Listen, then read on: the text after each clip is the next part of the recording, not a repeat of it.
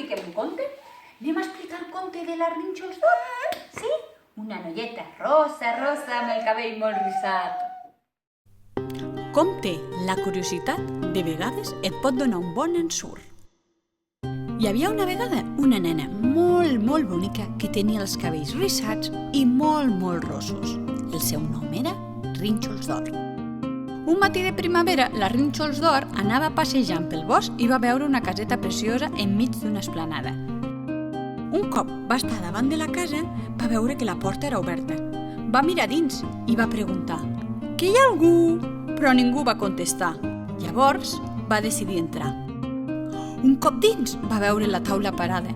Li va entrar una gana i va decidir esmorzar. Al voltant de la taula hi havia 3 cadires, una gran, una mitjana i una petita.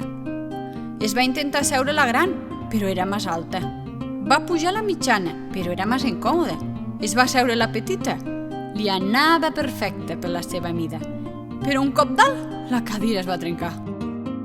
A sobre la taula hi havia 3 bols de cereals, un gran, un mitjà i un petit. El gran hi tenia massa cereals, no se'ls acabaria.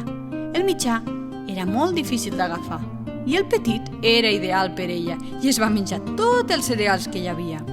En acabar, va veure 3 gots amb llet calenta que encara fumejaven, un gran, un mitjà i un petit. El gran pesava massa, el mitjà tenia la llet massa calenta i es va cremar. El petit era el que millor li anava per agafar-lo i la llet estava tèbia, així que es va beure tota la llet d'aquest got. Havent esmorzat, a la Rínxols d'Or li va entrar molta son. Va anar a l'habitació i va veure 3 llits, un de gran, un de mitjà i un de petit. El gran era massa dur, el mitjà no tenia els llençols prou fins.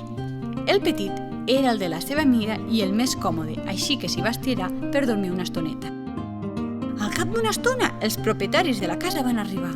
Era una família de 3 ossos, el pare, un os molt gran, la mare, una ossa mitjana i el seu fillet, un osset petit. Només entrar, el pare va dir: «Algú s'ha assegut a la meva cadira!» La mare va cridar: «Algú s'ha assegut a la meva cadira!» I el fill va somicar: «Algú s'ha assegut a la meva cadira i me l'ha trencat!» Van apropar-se a la taula i el pare va dir enfadat: «Algú ha tocat el meu got de llet i els meus cereals!» La mare va xisclar i va dir: «Algú ha tocat el meu got de llet i els meus cereals!» I el fill va dir quasi plorant: «Algú ha tocat el meu got de llet i els meus cereals i s'ho ha acabat tot!» Van anar a l'habitació i el pare va esbroncar: «Algú s'ha estirat al meu llit!» La mare va dir: «Algú s'ha estirat al meu llit!»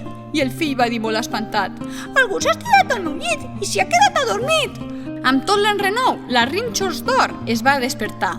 Va obrir els ulls i es va dur un bon ensurt, perquè als peus del seu llit hi havia 3 ossos que l'estaven mirant. La Rínxols d'Or va saltar del llit i es va escapar per la finestra. Va començar a córrer sense parar, fins que va arribar a casa seva, on l'esperava la seva mare. Els 3 ossets es van quedar ben bocabadats i mai més van veure la Rínxols d'Or, i aquesta mai més va tornar a passejar sola pel bosc. I vet aquí un gos, i vet aquí un gat, que aquest conte ja s'ha acabat.